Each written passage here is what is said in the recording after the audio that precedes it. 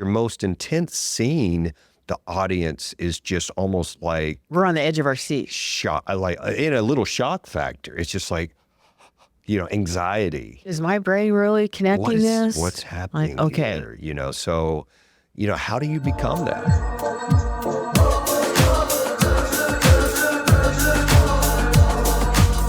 Welcome to the Native Edge Podcast. I am Chris James. I am here with my co-host, Yvette Fielder. And we are in Manhattan, New York City.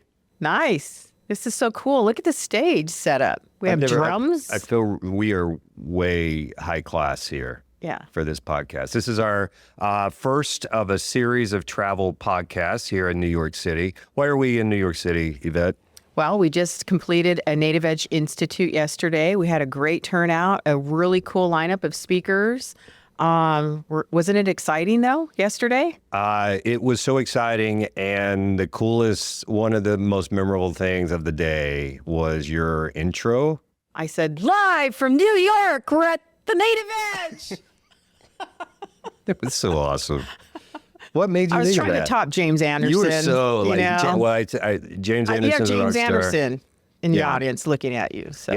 Yeah. We had a lot of, and we had a reception at Turning Rock, a venture capital firm, which was really nice. A lot of networking with our clients, access to capital, giving folks just what we do, making connections, opening the door, helping people find resources. Mm-hmm. We got to also do a site visit to Relative Arts, and we'll do a feature on them later on, and that'll be really cool because they had a lot of artwork, like 30-some artists that they work with here locally in the East Village. That's awesome. Mm-hmm. And you bought some bling. I did, earrings and really cool jeans that say Fry Bread on the back pocket. Fry Bread Power. That's pretty awesome. Yeah. That's really awesome. Couple rings. Yeah. A ring. Yeah. I want some jeans with Fry Bread Power. They were custom made. Yeah, okay. And they fit me perfectly. Well, there you go. So really awesome to be here. Again, this is our first in a series here in New York. We are at the beautiful Hard Rock Hotel. Right out off of Times Square. The hotel is owned by one of our friends and partners, the Seminole Tribe of Florida. Yes. You've done some work with them. We have. We also went to interview Redline Media Group, SR Tommy.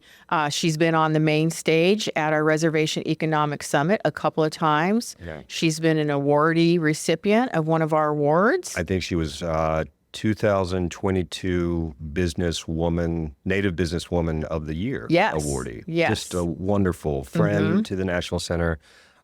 Really great company. Growing. Oh my gosh. Yeah. Her studio. I mean, this is a really awesome space here. Yes. She has a whole building also, and we actually got lost in the back of the building because she was being interviewed. And we were trying to make our way out. We were like little quiet mice walking around in the back. And it was she has a whole setup because she does work with Toyota and all kinds of people, right? Harley Davidson, all of these companies she works with. That's pretty awesome. Well, great partners down there in Florida. They have hotels around the world, wonderful venues. It's a very nice hotel, very new hotel. So for folks that are thinking about doing tribal or any event in Manhattan, this is a place to do it. Shout out to the Seminole Nation and to Hard Rock Cafe. But that's not what we're here to talk about today.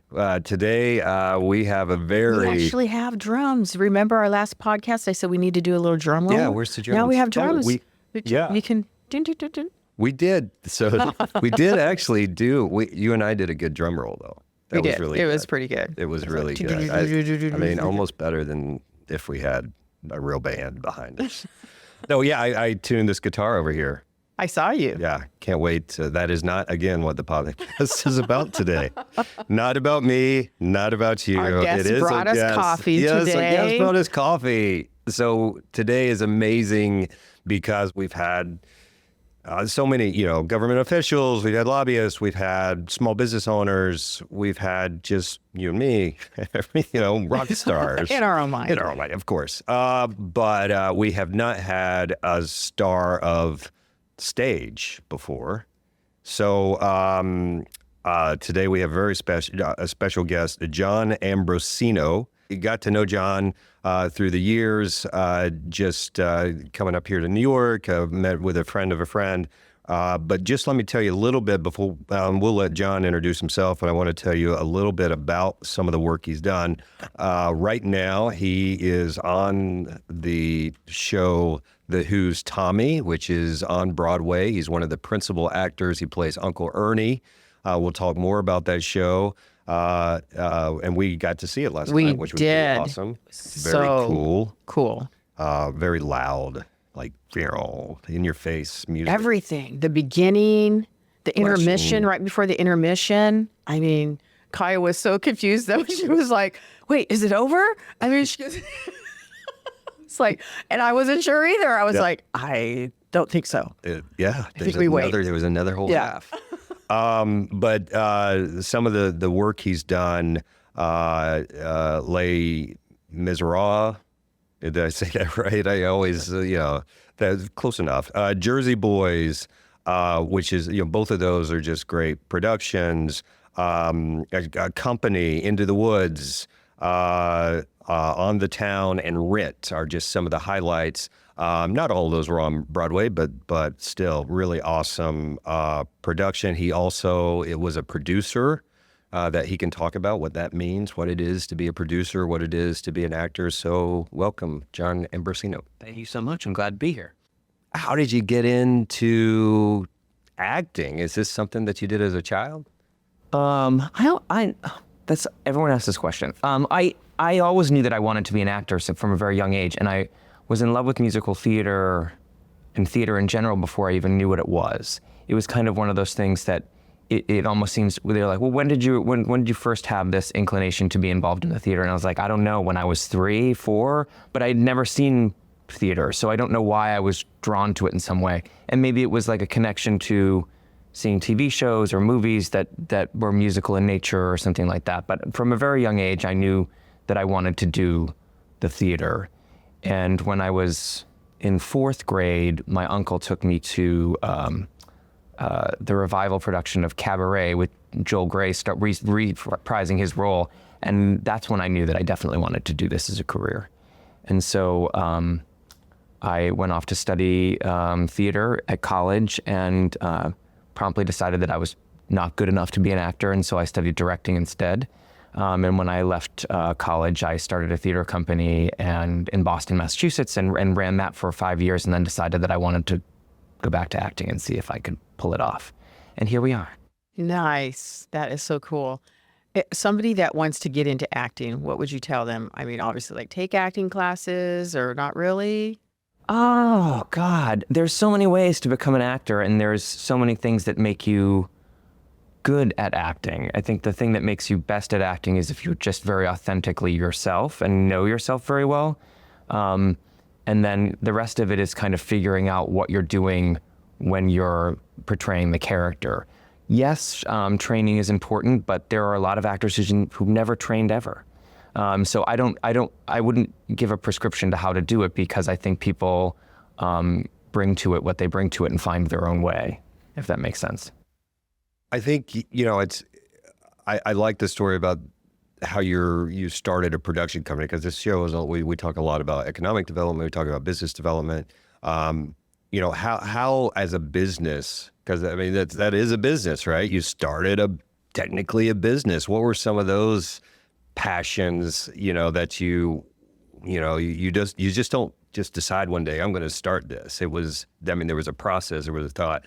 Did you have a network? What are some of the thoughts around that? I mean, I kind of did say that I was going to just start it. You just started. Okay. All right, there it is. I just do it. Yeah. I was directing at the time, and I knew when I finished college, I was thinking if I wanted to direct productions myself, that it was going to take a long time before people decided to put me at the helm of a show. And so I just decided instead I would start a company so I could do that.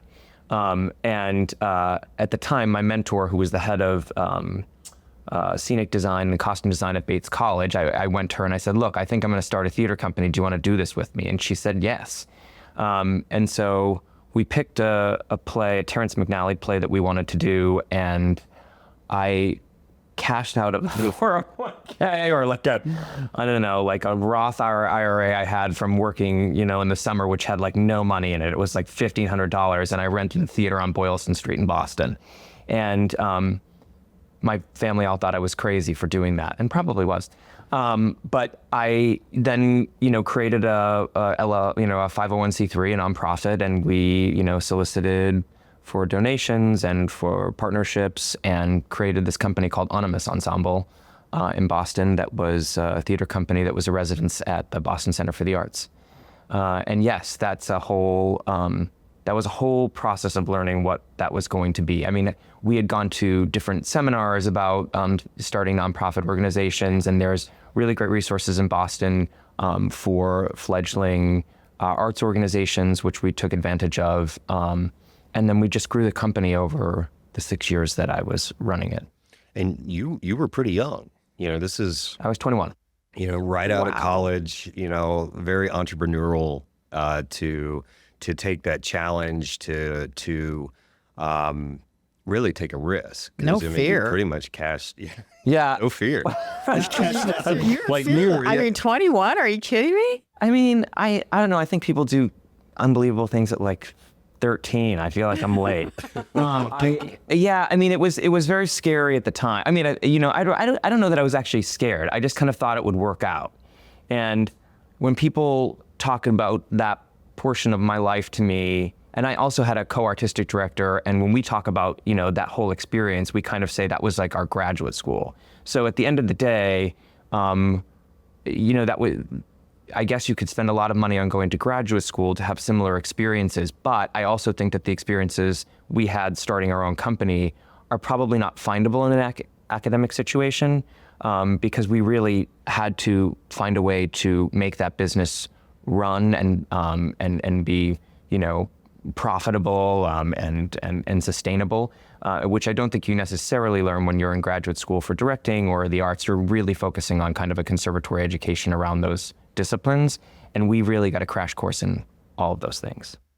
It's amazing too, because and a lot of business owners listen to our show, and I think it's such a parallel of what you just said, that you don't always learn everything you need to know when you exit college. Yeah. It's like, so a lot of it is, and working with, you're working with resources around that you did, and finding those resources to help, resources like the National Center that we support businesses. We provide them the tools that they need, to get going, but it's still, you had to have that drive to do it yourself. So that passion, that desire, that risk, I think is pretty amazing.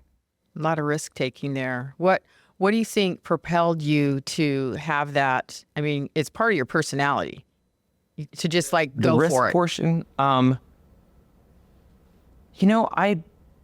that's a really great question. I don't know. I think that if you're an artist or you're creating art, I think that you just kind of exist in that realm, right? You're gonna have to say, okay, I'm gonna try to put this thing in front of an audience, and hopefully they like it. And if I like it, so do you like it? You are taking a risk all the time when you step onto a stage and say, I'm gonna portray this character. I hope that you like it. And it's just inherent in what people do. Artists do. I'm going to paint this painting. I hope you like it. It's a risk. But looking back on it, I just thought I guess this is what we do. I wasn't really thinking about anything else but creating a career and being able to do the art and moving forward. I don't really know that I was like, I'm taking a major risk. This is why I take risk. But I did. And we have a long ways to go in his career. So, but I love this story because this is pretty amazing because it is so resonant with, with the artists that we work with as well. A lot of our artists, they are just creating the art, and they're really not understanding some of the back business part, especially if they're creating a good to sell in a market. But your art is you're just a visual art, and then how you created this, you did technically have to be like this business owner. So I think that's part of it is you asked probably a lot of questions. Yeah. And I'll give an example, a small little example. Right before we came, the day before we were going to come over here to New York, I got a call from an artist and they said, hey, I'm kind of nearby. I'm on this kind of trail. And can I set up at your venue tomorrow? And I said, oh, I've already signed contracts. I was very transparent and honest. I was like, we're going to leave tomorrow. We've signed contracts. It's not something I built into the contract. So that would be a whole, you're packed and ready to go. It's like now I have to switch it up and ask and like, can we get another table? And are they going to charge me? Is there some liability? Do we have the proper liability certificate for us in our contract? Mm-hmm. So there's just a lot of things. And so I kind of shared with her and she's like, oh, I didn't even think of that, kind of thing. And it's like, hey, if I'd known, before, but we also don't want to turn it into like a conference. Or art. We just, it's a one-day training, workshop. But that's a really good example of somebody who just called and said, hey, can I do this? And hopefully they learned something that, the timing is everything, of course, and, but she had just seen it on our social media. So she thought she'd call and reach out and ask. And I'm sure that person's probably going to be very successful because they made a call to you. See, it's like just making the call to somebody to find out if something can happen and then realizing it can happen. That's not necessarily failure. It just means that the next time you're going to do it correctly and you're finding your way. It's interesting that, in theater, nonprofits, it's very often that, the artistic is coupled with a business person. So most of our organizations will have an artistic director and a managing director.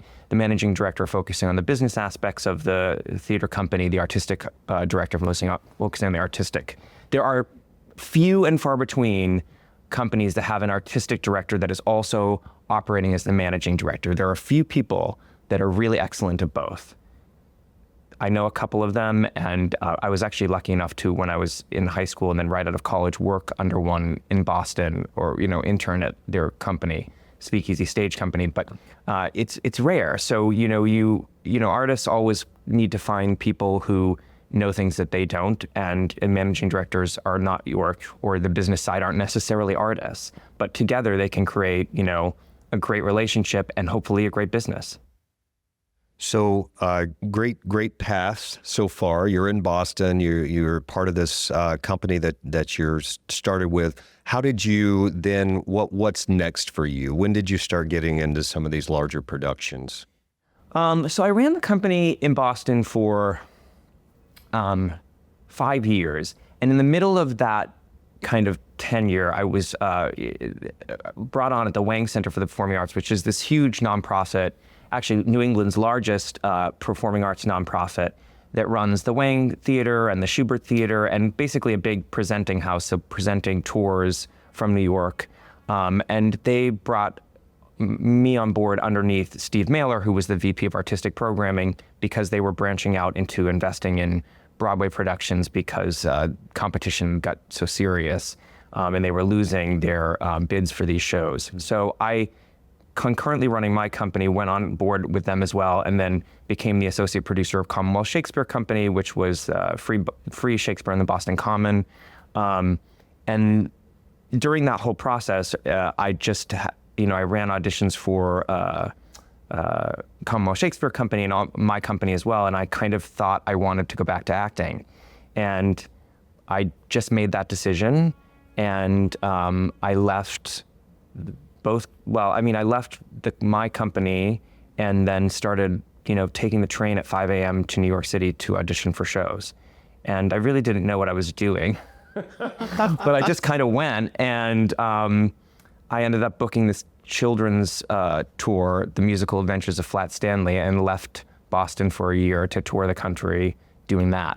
And it turns out, interestingly enough, that producer, that was his first big kind of, tour that he sent out. And he is also the lead producer of Tommy on Broadway. Oh, So small there world. it is. Yeah. And so eventually you got a part in Jersey Boys. Yep. And that was in Vegas, residency in Vegas. Yeah, I did. I joined the Vegas company in 2008, at the end of 2008.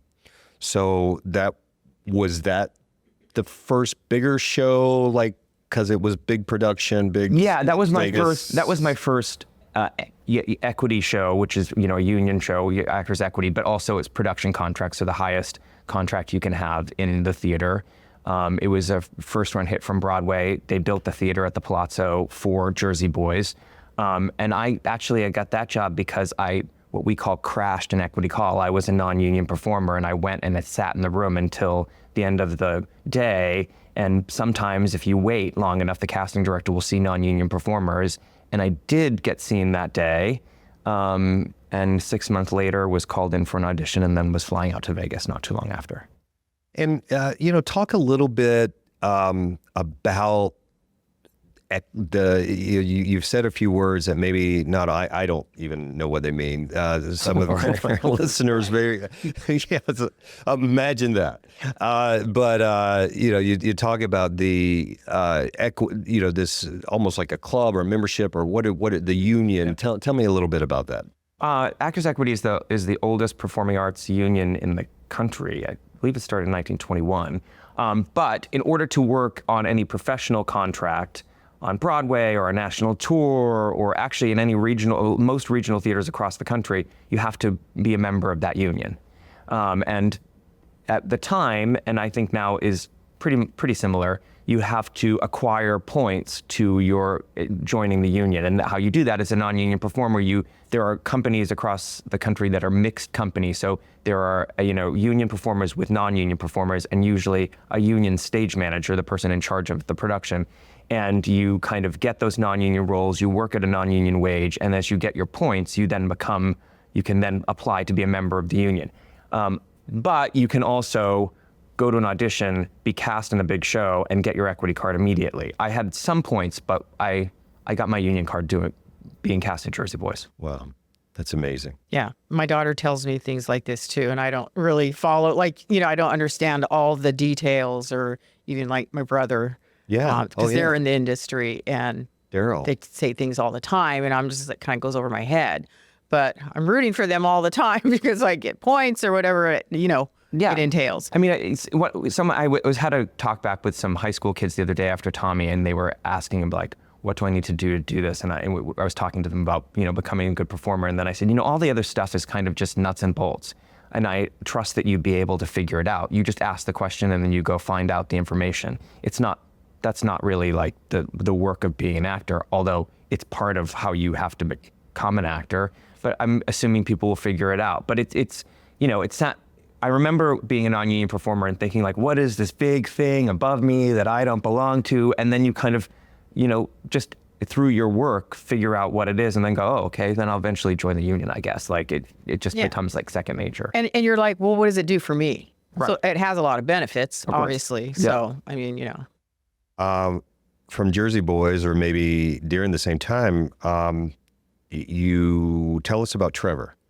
This is a production that you were a producer on.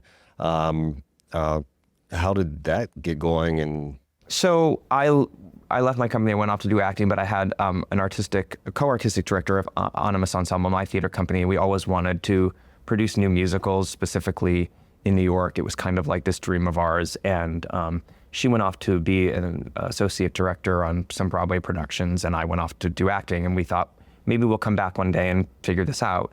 And when I came back from Jersey Boys, we just decided that we wanted to do it and had another partner with us that wanted to be involved. And so we pooled our money and started a production company, producing partnership, and just started looking for, underlying rights properties to turn into a musical. And we ended up finding this short film, Trevor, which won the Academy Award in '95 and subsequently launched the Trevor Project, which is the national nonprofit suicide prevention hotline for LGBTQ youth. And we got the rights to turn that into a musical and then started the development process of it. It took us about 8 years, including the pandemic, but 7 years if you don't include the pandemic.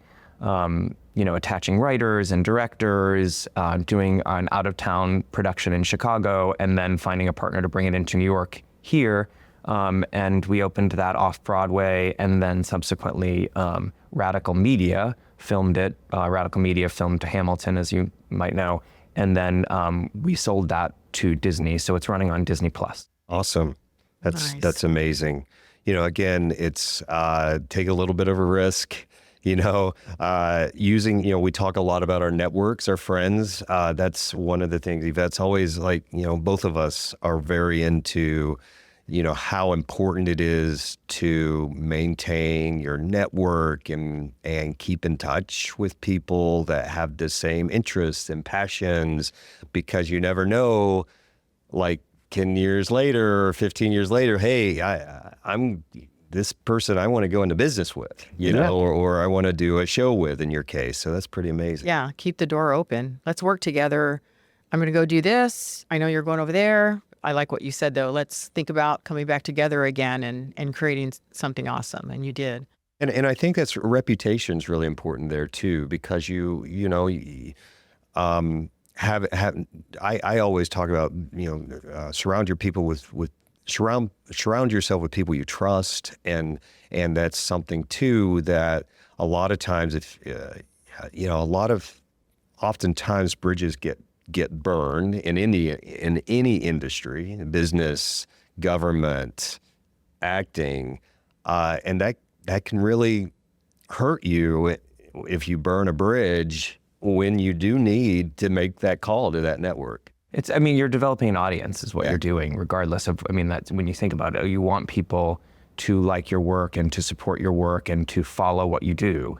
And so it's very similar, as an actor, about like who wants to come see you and how you cultivate that. And it's funny, in talking about the risk, I think that when we're talking here, this discussion, of course, you always know you could fail, right? Like, that's just definitely true. And when I think about Trevor, like, we really didn't know if we were going to be successful at it. We kind of knew that we loved producing theater and we thought we were good at it, and so we were like, all right, let's go see if we're really good at this thing. Yeah, but that's okay. And well, it's the only way that you get going, right? And then, in your situation with artists that might be creating products that need help from a business perspective, that's just like an unbelievable helping hand to say, okay, I'm going to do this and I realize that I might fail, but can you help me find the way through this next section? And, if you do fail, I know that it seems like such a, I don't know, your ego is like, oh, wow, I'm a failure at this. But there's a million times that I failed on this whole path. We just talk about the things that I didn't fail at, you know what I mean? Yeah. And why I got to other things.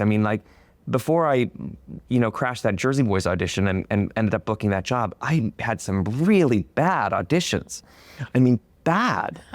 And a lot of people saw those, and you just keep going at it until someone says, oh, why don't you try this? And your time out there, puts you in a position that you actually have something behind you that works out.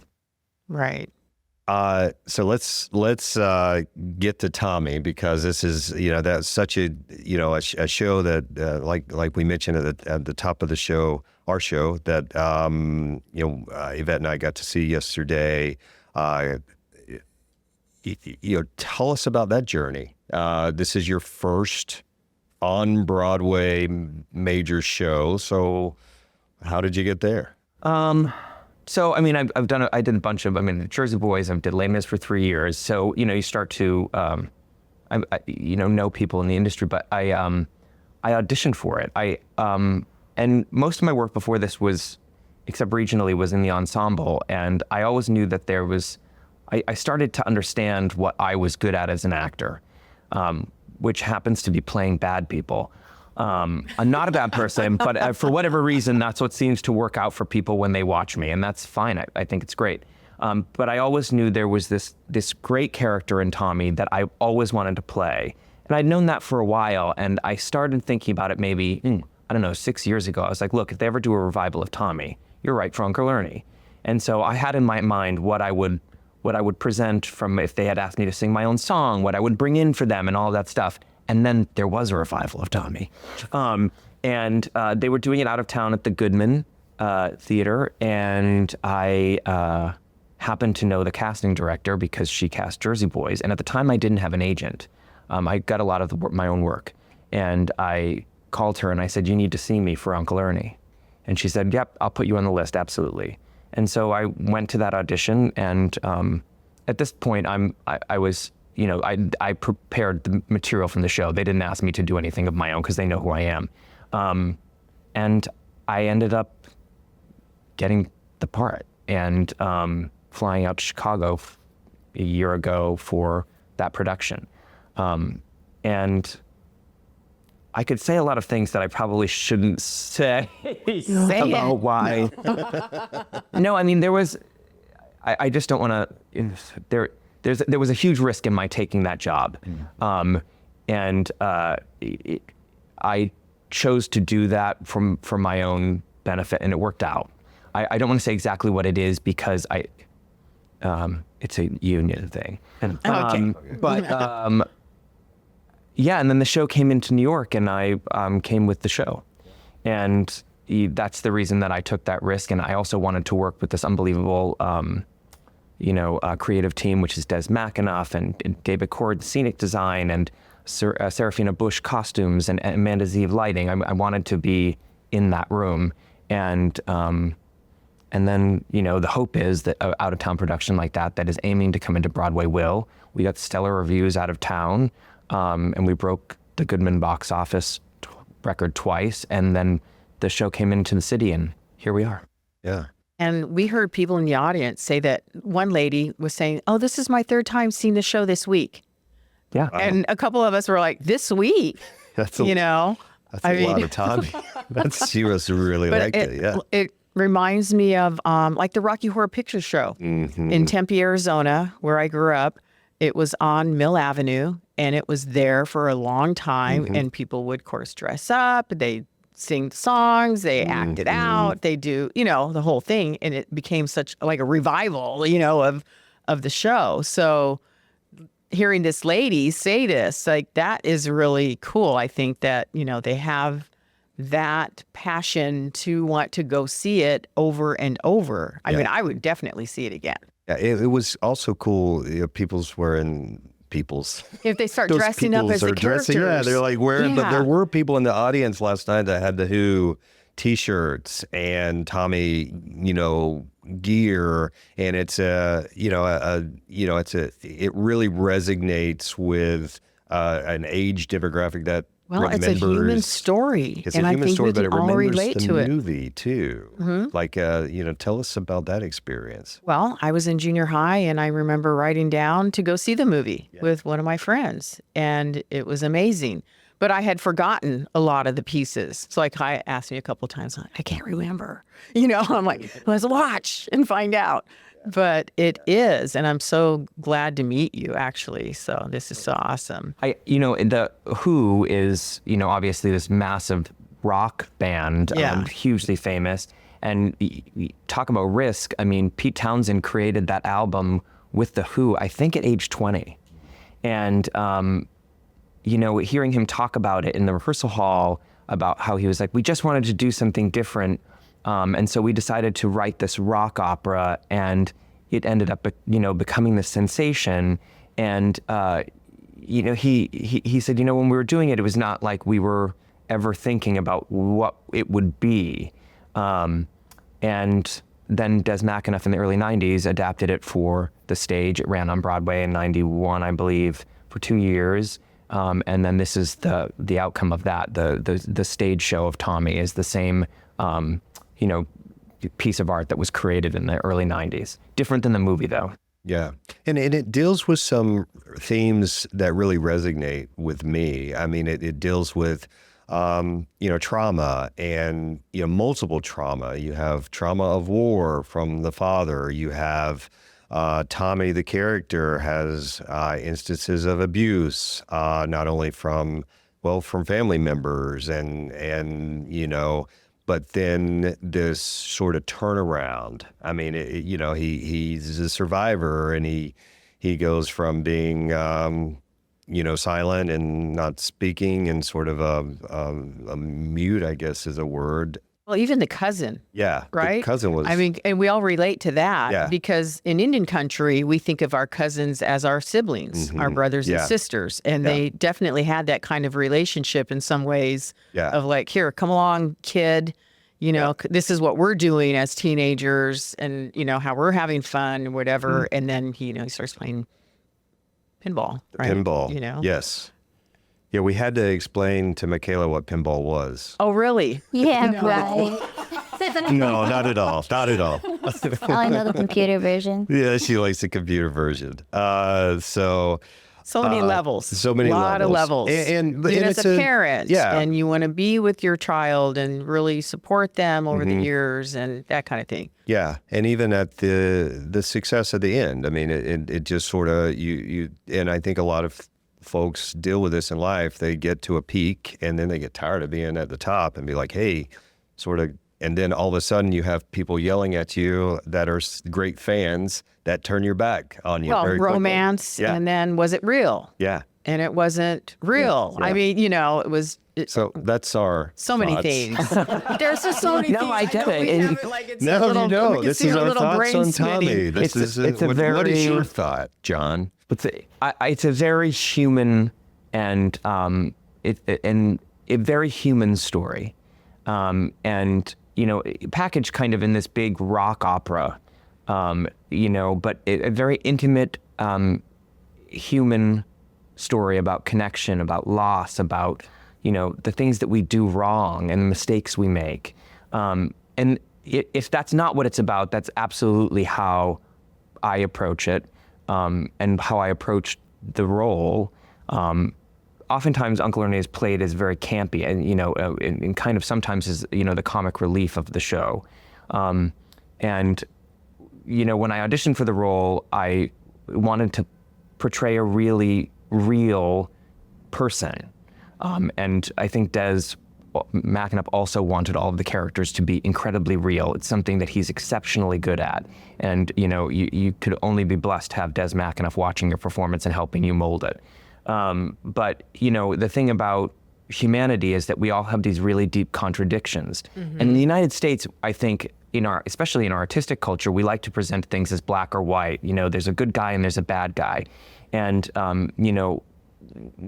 it's really just not how it works, right? There are very good people that also have these contradictory behaviors. Absolutely. Is it possible that like a bad guy can also feel remorse and shame? Right. And I think the answer is yes. Yes. And the more that for me as an actor, the more that you approach the role knowing that the contradictions exist and that you're going to like lean full into that, then you can really kind of find a layered, real person in what's there. And I could see you're such a great actor. The guilt and shame Yeah. of the uncle Yeah. in those scenes. But yet we understood, and he also has this drinking problem, right? But what led to that is what's going on, I think, in the audience, at least in my mind, because then you're not born, that's not your goal in life. You know what I mean? But yet he's still a part of this family. So there's that level also of forgiveness and understanding, I think, Well, and that was the most amazing thing to me of how you played this character so strong. I mean, your facial expressions, you had a limp. Yes. To see you now sitting here with us compared to, you would almost be, That's what I was wondering. I was like, how long does it take you to change? And you're like, wouldn't I have even know 30 you're just- seconds. Yeah. I But was like, what? But you have, of course you're on stage, you're in character. You're a Broadway star, but your just presence was just fell. And your most intense scene, and we don't need to go into necessarily the details of the scene, but your most intense scene the audience is just almost like We're on the edge of our seat. shock, like in a little shock factor. It's just like, anxiety. Is my brain really connecting this? What's happening okay. here? So, how do you become that? What is in your mind that sort of prepare? What are some of the steps to prepare to get you to that level? Well, I don't. So, you build the character in rehearsal, with the company and with the director. And so that the work of what the character is or where he walks and what he does and all of that stuff is fleshed out while you're in that rehearsal process. I came at the character with, some background that I put into it in order to make that happen, but it's also in the script. So the limp is actually not my choice. It's actually in the script. And, it says Uncle Ernie walks with a limp. And Des McAnuff later told me that the reason why he has the limp is because he was unable to go to war like his brother. And so, I have this interesting entrance at the beginning of the show. And in my mind, this is a child that, had polio, and this is a residual from polio. That's not in the script. I made that up. And that would be the time frame. Yeah, absolutely. And that he would have been made fun of, and maybe he was also just a little smaller than his brother, who was this athletic guy that was going to go off, and maybe everyone made fun of him, and maybe his brother even made fun of him, even though his brother also protected him, Siblings which do. Right. There's a contradiction right there, and he's so upset that he was unable to go to war, which a lot of people were in that time period if they were unable to serve, that he finds himself down this path of self-hate, and he, becomes an alcoholic, and, his life kind of spirals out of control. And that work is all done before, before I go into the rehearsal hall and then in the rehearsal hall. So every night I go and portray the story that we've decided all together as a group we're going to portray for everyone every night because we think this is the best version of it.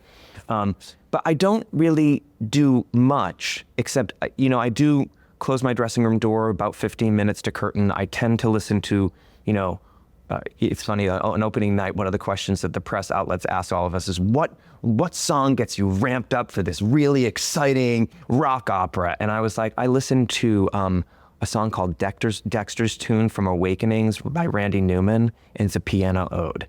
And they all looked at me like, what? And I was like, well, the character is not like amped up. The character falls down this, kind of path. Yeah. So just It's kind of covert. So like kind of a meditative space for me, and then I just go to the show. But I don't necessarily have to do anything specific to get there. I walk down and make my entrance, and when I know I'm entering the scene, I enter the scene, and I do what I'm sent out there to do, which is just, interact as Uncle Ernie, but which all this stuff exists in my head, and I say the lines and I sing the song. And the director's like, do your job. It's a really interesting, like, It's amazing. you don't, sometimes I'll come off and I'll go, did that sound okay?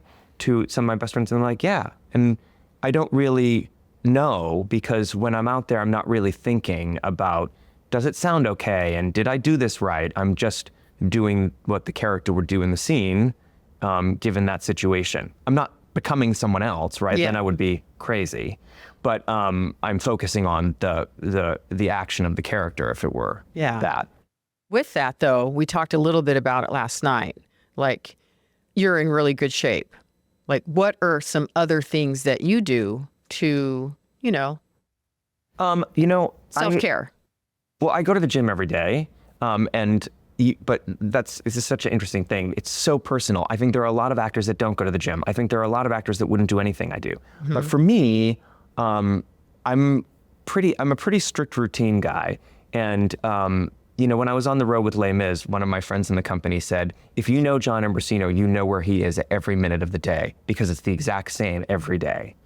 And that's because that routine provides me a foundation to kind of exist in this creative space, which is wacky and weird. Our lives, when a show closes, you've got to go find another show. I was raised in a very linear household. Everybody is in medicine in my family. So you have to kind of ebb and flow with what the career brings you. And so that's the same in creating a part. And having a routine that I do every day and get up and follow allows me to kind of exist in that space. So I do follow a pretty strict routine about how my day goes. And I'm not one to like go out and get tired and do a bunch of other things before I go on stage. I like to be pretty present. So I'm, on the road, or I would never go.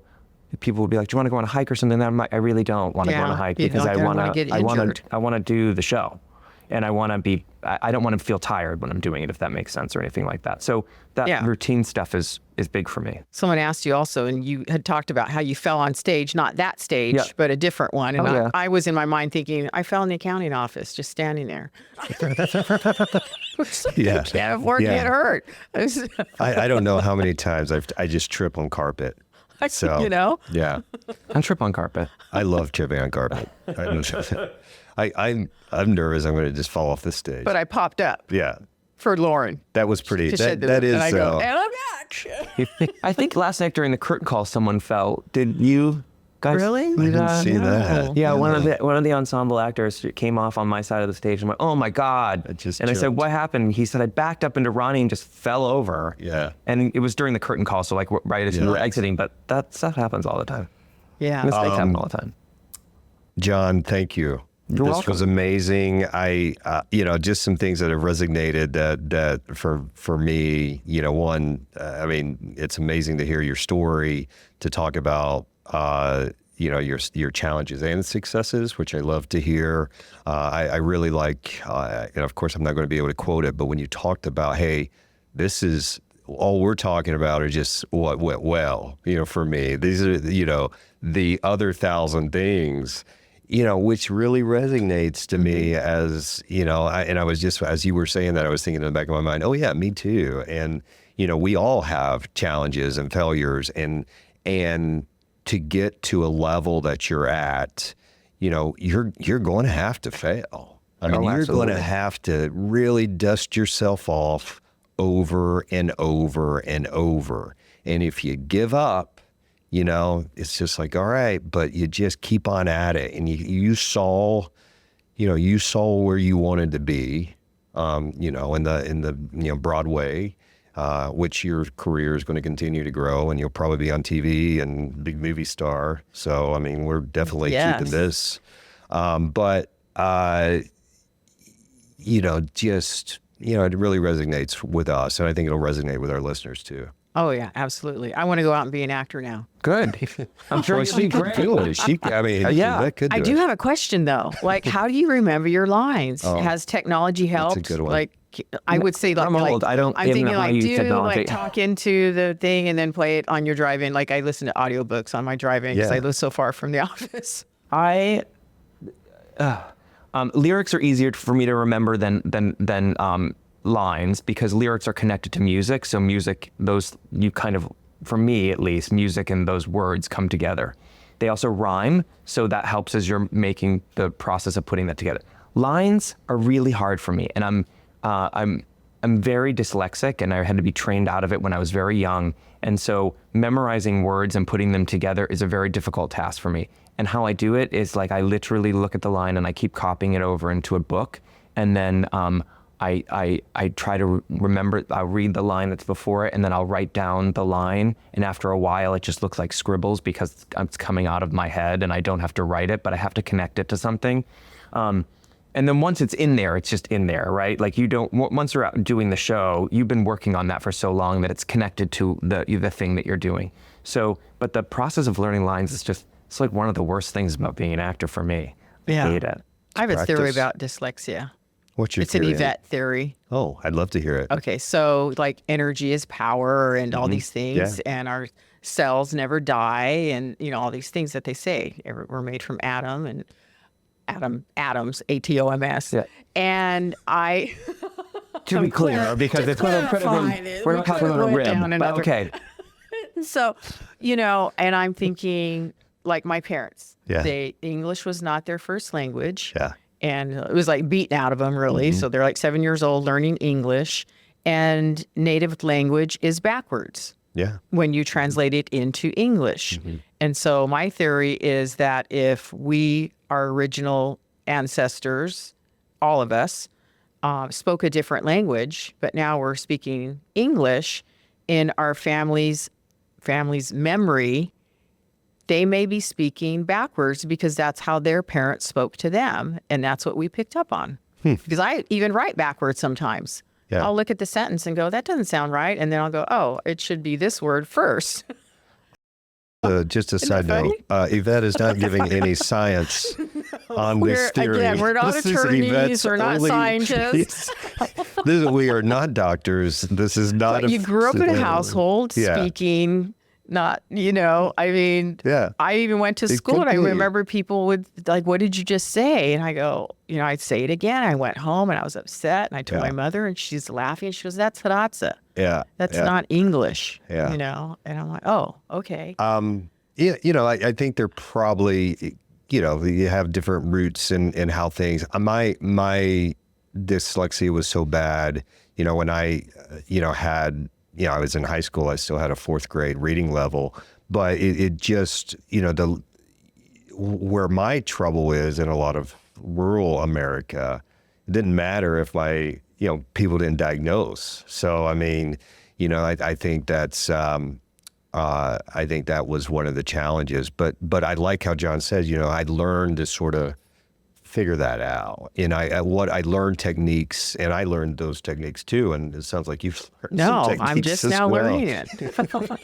It's the challenge. The way I look at it is that any challenge you have, I think we try to think, I have a challenge, or I shouldn't. Or I have this thing that's more difficult.